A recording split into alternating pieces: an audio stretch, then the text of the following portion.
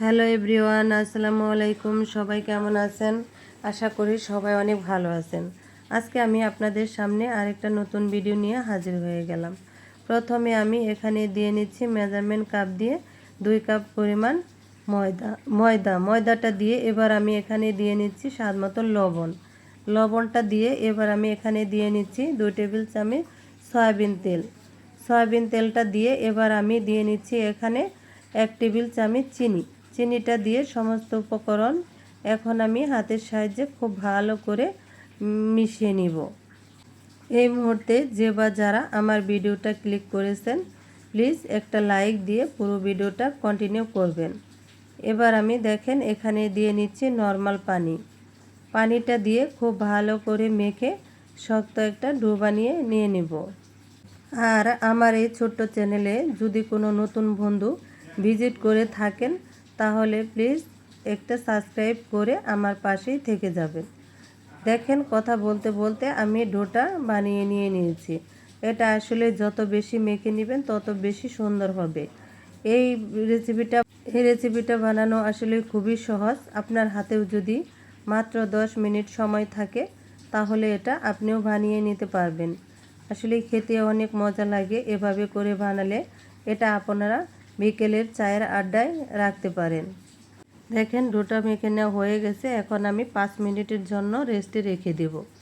এবার এখানে আমি নিয়ে নিয়েছি 2টা আলুটা আমি সিদ্ধ করে নিয়ে নিয়েছি এবং কি হাতের সাহায্যে খুব ভালো করে এটা আমি ম্যাশ করেও নিয়ে নিয়েছি। এখন এখানে দিয়ে দিচ্ছি আমি 2 টেবিল চামচ পেঁয়াজ কুচি। এবার এখানে দিয়ে নিচ্ছি আমি স্বাদ মতো লবণটা দিয়ে এখানে আমি দিয়ে নিচ্ছি গরম মশলার গুঁড়া 1 চামচ। এবার আমি দিয়ে নিচ্ছি হাফ চামচের মতো চিলি ফ্লেক্সটা দিয়ে খুব ভালো করে এটা আমি এখন মিশিয়ে নিয়ে নিব। এটা মিশিয়ে নেওয়া হয়ে গেলে আমি দেখেন সরিষার তেল দিয়ে পাঁচফোড়নটা এখানে দিয়ে খুব সুন্দর করে একটা ফোড়ন নিয়ে নিয়েছি। এটা আমি এখানে সম্পূর্ণ ঢেলে দিয়েছি। এটা আমি এখন খুব ভালো করে এই চামচের সাহায্যে এটা আমি খুব মিশিয়ে নিয়ে নিচ্ছি।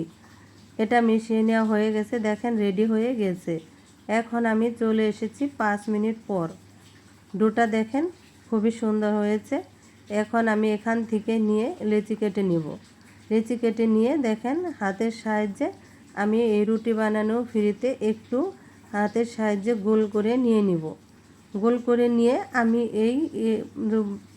এটা এখন আমি হাতের সাহায্যে দেখেন বানিয়ে নিব। এটা বানানো আসলে খুবই সহজ। আমি খুব সহজ করে দেখানোর চেষ্টা করেছি। এবার দেখেন হয়ে গেছে। এখানে আমি দেখেন যে পোরটা করে রেখেছিলাম সেই পোরটা এখানে নিয়ে নিয়েছি গোল করে।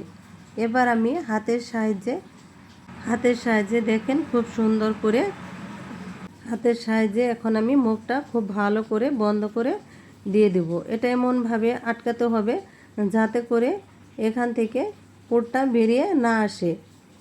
খুব সুন্দর করে এটা আটকিয়ে নিতে হবে। দেখেন কতটা সুন্দর হয়েছে। এভাবে করে প্রত্যেকটা বানিয়ে নিব। চলে এসেছি এখন আমি চুলায়। দেখেন সবগুলো বানিয়ে নেওয়া হয়ে গেছে।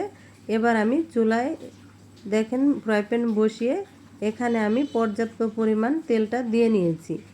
এখন আমি তেলটা হালকা গরম করে নিয়ে নিয়েছি। এখানে আমি সবগুলো আলু পুরি এখন আমি একটা একটা করে এখানে আমি দিয়ে নিচ্ছি।